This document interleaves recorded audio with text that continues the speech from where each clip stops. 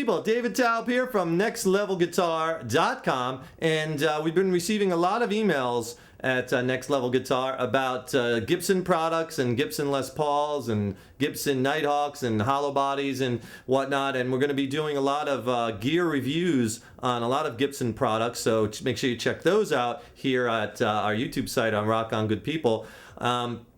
And we've also been getting a lot of questions about this particular Les Paul. So I wanted to just clear up a few things about it here in this email. This is a 96 Gibson Les Paul limited edition standard, Les Paul standard.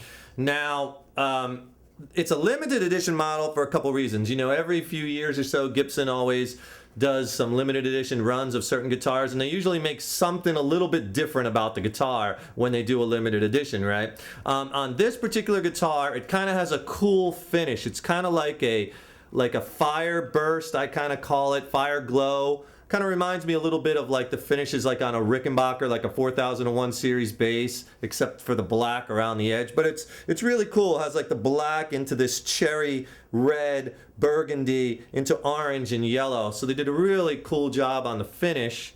And then the other main difference, and this is where I get a real lot of questions, is people always saying, what's up with those inlays? And basically, instead of the standard parallelogram or block inlays, they put what's called the flower pot inlays, and they look kind of, I guess, like flower pots, huh, Tim Gilberg? That's kind of like what the I don't know if Gibson calls them that, but that's kind of like what they're known as. And I've seen these inlays. A crown. Yeah, kind of like a crown. Yeah, that's a good way. Yeah, all right, let's go with crown. King that Les Paul. Yeah.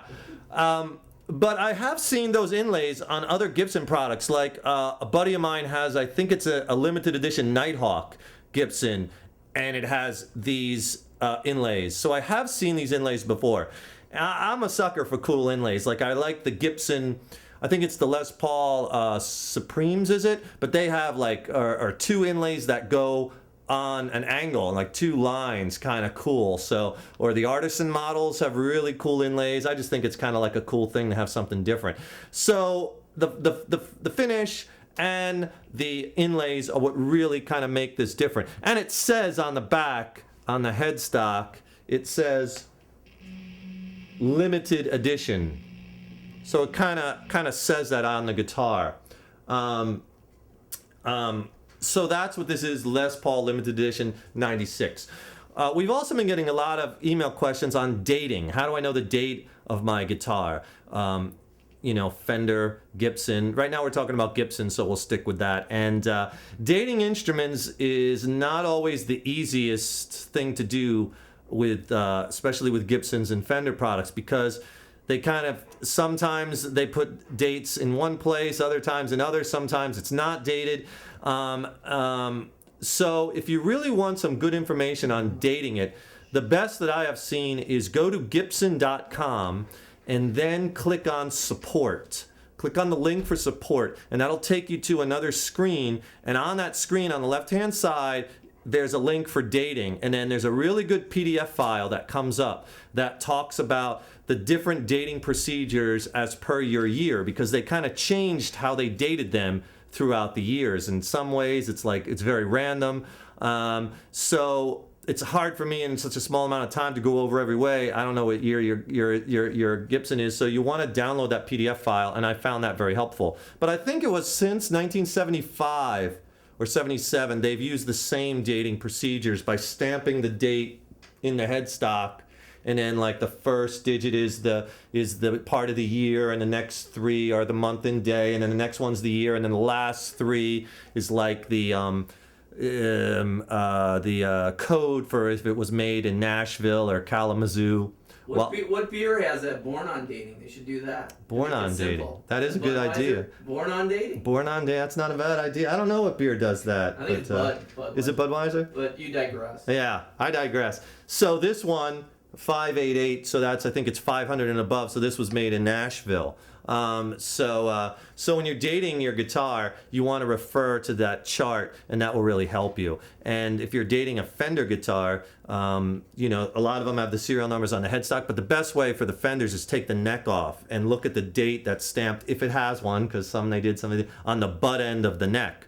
and then you want to compare that on the Fenders. Take off the pick guard, because I've seen in many of them, sometimes they date it by scratching it into the bottom of the pick guard, or they'll put a little tag in the pickup cavity with the serial number or the date, and that's gold. If you have that tag, and the tag from in on the body or in the body cavity in that neck joint, and the date on the neck match the serial number on the headstock, and all of the numbers match, then you're gold. It's kind of like a car, if you're into hot rods, like the engine has a VIN number stamped into it, and that should match the VIN number inside the car, and you want all the numbers to match, meaning it's all original. Because you could technically, if you don't know the origin of the guitar, how do you know it's the original neck? If there's a serial number like on the headstock, what if someone replaced the neck, right? Then it may not be, the two parts may not be made at the exact same time. So check out Gibson.com and then click on support, and they'll take you to another screen. And on that support screen, it's around the middle on the left,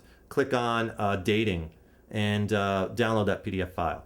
And speaking of websites, for you Gibson enthusiasts, if you want to check out something really cool, go to mylespaul.com. We're always on the lookout here at Next Level Guitar for, other cool websites, other informational products, or other ways to help people along their guitar journey.